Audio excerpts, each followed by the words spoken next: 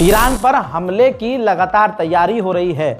America की प्रशासन और इजराइल की पूरी टीम लगी हुई है कि बस कैसे भी मौका मिले और ईरान पर हमला करें।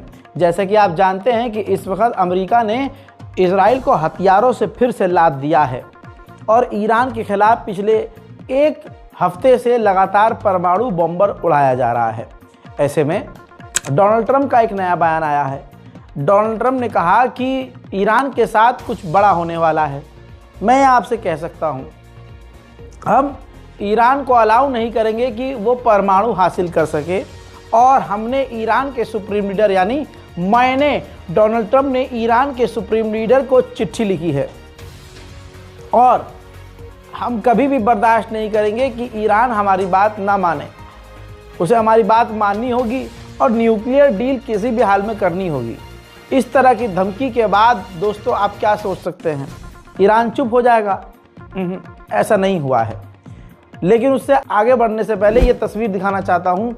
2019 में भी खत लिखा गया था और ट्रंप नहीं लिखा था 2019 में। 2019 में जब डोनाल्ड ट्रंप ने खत लिखा तो जापान के प्रधानमंत्री के जरिए उन्होंने ईरान के सुप्रीम लीडर को अपना खत भेजा।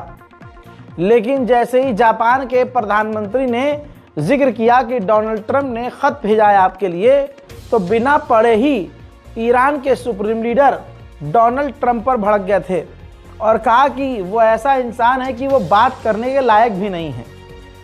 तो जापान के जो प्रधानमंत्री गए थे वो इतना घबरा गए थे कि उन्होंने लेटर उठाकर, आप देख सकते हैं लेटर उनकी टांगों के नीचे दबा हुआ है, लेटर डर के मारे वापस उठाकर उन्होंने अपने नीचे रख दिया था और उस पर बैठ गए थे।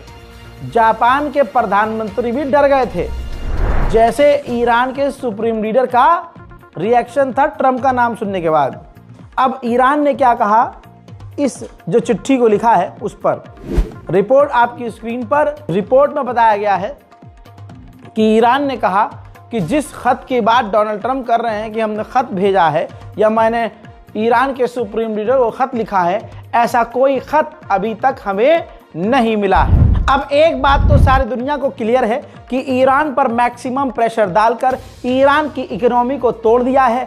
ईरान के इकोनॉमी मिनिस्टर रिजाइन दे चुके हैं। ईरान के आला अधिकारी इस वक्त परेशान हैं। ईरान की जनता बिल्कुल परेशान है और जीडीपी बेकार हो चुकी है, महंगाई आसमान पर पहुंच चुकी है। ईरान को इस वक्त हर तरीके से अमेरिका से बात करने की ज़रूरत थी, लेकिन अब ईरान के विदेश मंत्री ने साफ कहा है कि हम अमेरिका से बातचीत नहीं करेंगे। अमेरिका से डायरेक्ट बातचीत हमें करनी नहीं है, क्योंकि अमेरिका धमकी भरे लहजे में हमसे बात कर रहा है। अमेरिका हमें दबाने की कोशिश कर रहा है, डराने की कोशिश कर रहा है, लिहाजा हम अमेरिका से बात ही नहीं करेंगे।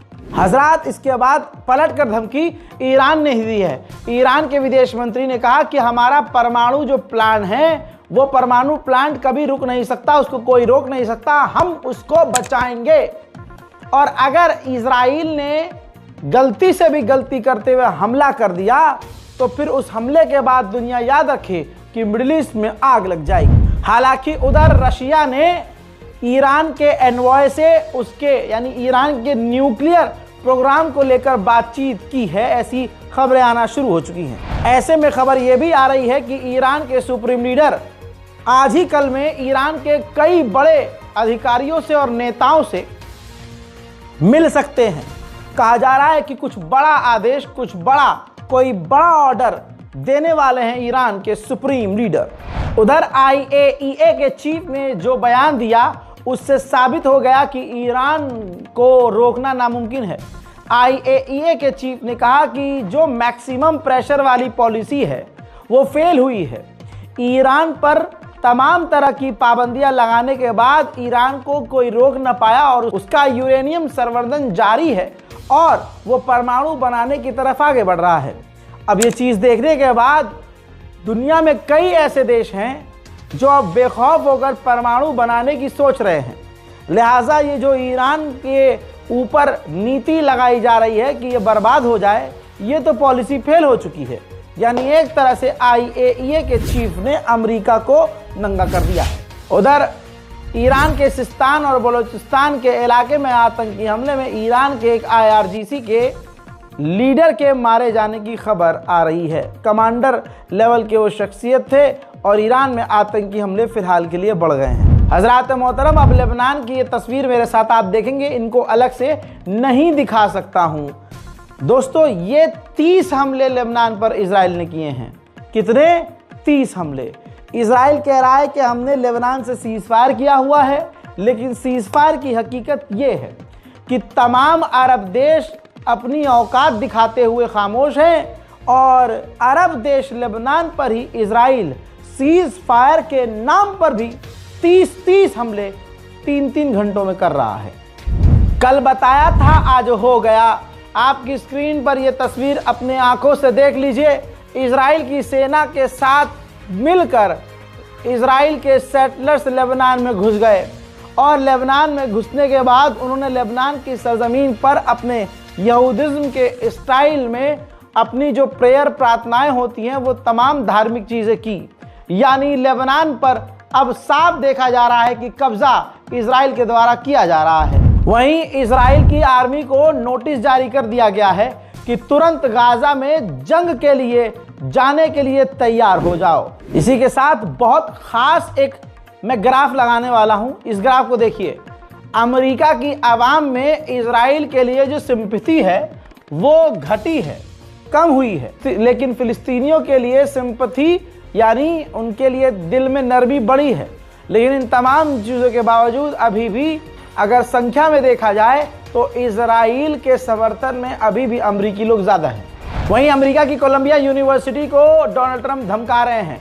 पहले ही इस यूनिवर्सिटी के $400 मिलियन को रोक दिया गया है और एक टास्क कमेटी बनाकर जांच के लिए कोलंबिया यूनिवर्सिटी अमेरिका के डोनाल्ड ट्रंप जो राष्ट्रपति हैं वो एक टीम बनाकर भेज रहे हैं और कोलंबिया यूनिवर्सिटी को धमका रहे हैं और आगे के लिए भी कह रहे हैं कि हम तुम्हारी तमाम तरह की फंडिंग को बंद कर देंगे अगर आपने फिलिस्तीनी समर्थक जो छात्र हैं उनको नहीं निकाला या उनके खिलाफ कार्रवाई नहीं की। हाल ये है बौखलाहट का अमेरिका का कि डोनाल्ड ट्रंप की सरकार ने फैसला लिया है कि आर्टिफिशियल इंटेलिजेंस का इस्तेमाल किया जाएगा और अमेरिका के छात्रों के सोशल मीडिया को खंगाला जाएगा कि किस किस छात्र ने सोशल मीडिया पर हमास और फिलिस्तीन को सपोर्ट किया है, उन्हें भी उस देश से अमेरिका से निकाल दिया जाएगा। गाजा के अंदर से आज भी ऐसी तस्वीरें रमजान के इफ्तारी के वक्त की आ रही हैं जो दिलों को छलनी कर रही हैं। आप देखिए।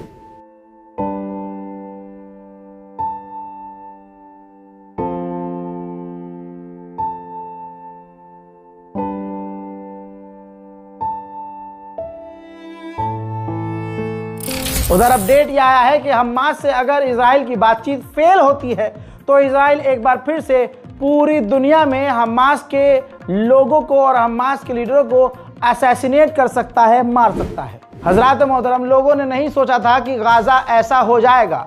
मेरे दोस्तों, आज भी इजराइल के द्वारा जो तबाही मचाई गई, गाजा के अंदर जो तस्वीरें सामने आ रही हैं, जिगर को छलनी कर रही हैं। गाजा के एक नए मोहल्ले की तस्वीर मेरे सामने आई है जो गाजा का हाल दिखा रही है।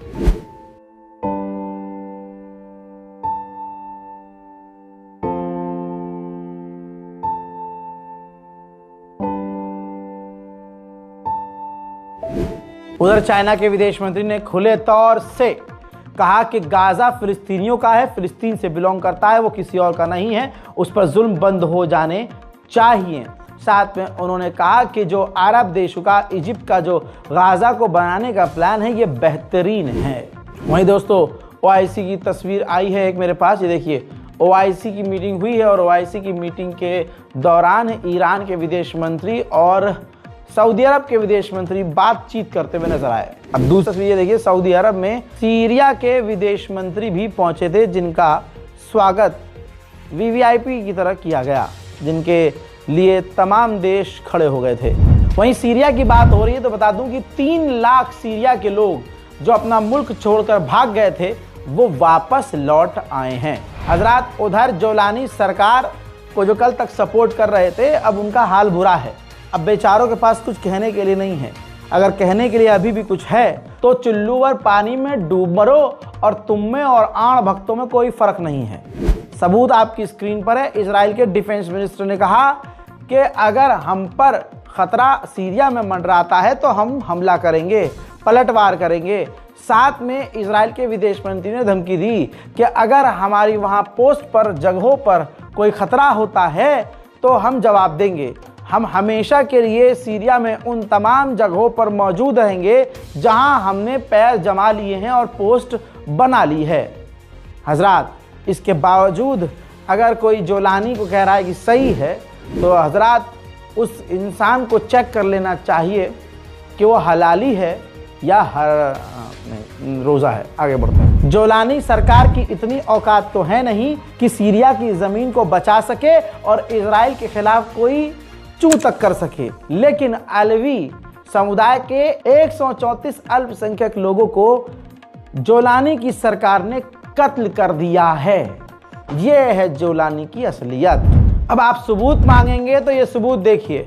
बशर अल असद और अल्पसंख्यक समुदाय के लोगों को गिरफ्तार करके जोलानी की सरकार उनको सड़क पर रिंगवा रही है, उनको टॉर्चर कर रही है इजरायली स्टाइल में। वहीं ये दूसरा विजुअल वहां का है, उन सीरिया के इलाकों का है जहां सीरिया की आर्मी, जो जोलानी की आर्मी है, वो हेलीकॉप्टर के जरिए बशर अल असद के समर्थकों के इलाके में बम गिरा रही है इजरायली स्टाइल में। अब आप देखिए, ये हेलीकॉप्टर के अंदर से, हवा से, ये जोलानी सरकार की सेना अल्पसंख्यक समुदाय के मोहल्लों में बम गिरा रही है।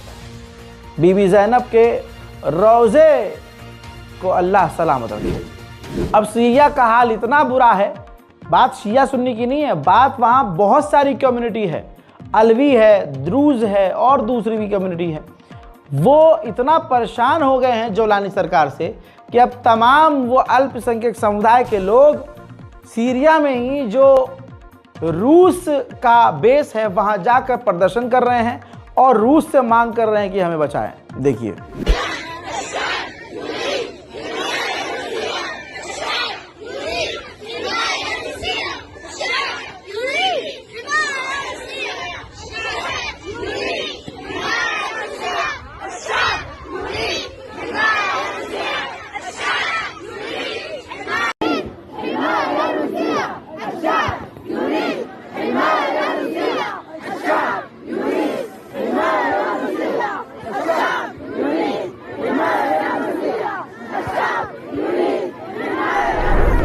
अब आप समझ सकते हैं खेल क्या हो रहा है। हजरात, खेल यही है। अरब किसका गुलाम है? अमेरिका का।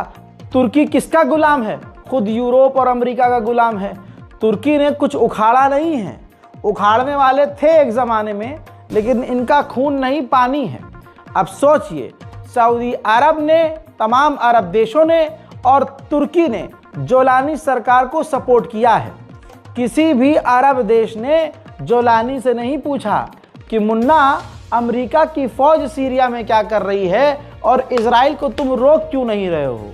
हजरात, ईरान और रशिया ने मिलकर स्टेटमेंट जारी किया और कहा सीरिया के अंदर जो सिविल वॉर शुरू हुआ है वो खतरनाक है और हमने करीब से नजर बनाई हुई है। उधर जोलानी की सरकार लगातार द्रूज कम्युनिटी की तरफ, अल्पसंख्यक समुदाय के मोहल्लों की तरफ नए और भारी भरकम हथियार भेजकर तैनाती बढ़ा रहे हैं।